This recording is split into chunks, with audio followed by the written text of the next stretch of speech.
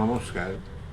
আমাদের দেশে একটা শ্লোক প্রচলিত আছে, বাণিজ্যে বসতি লক্ষ্মী। অর্থাৎ বাণিজ্য করলে তার লক্ষ্মী লাভ হয়ে থাকে।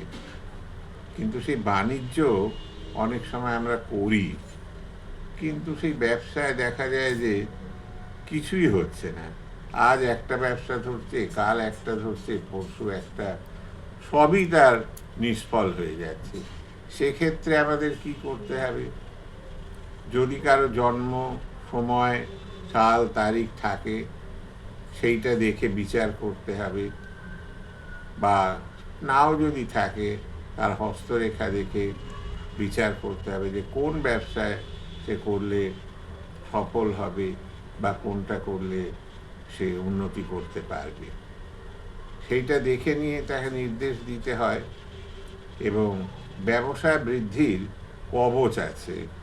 এই ব্যবসা বৃদ্ধির কবচটি সম্যকভাবে নির্মাণ করতে হবে, এবং সেটি চন্দ্র যখন শতভিসা নক্ষত্রে থাকবে সেই সময়ে ওইটা নির্মাণ করে শ্বেত পুষ্প দিয়ে পূজা করে প্রাণ প্রতিষ্ঠা করে ওই কবচটি ধারণ করাতে হবে।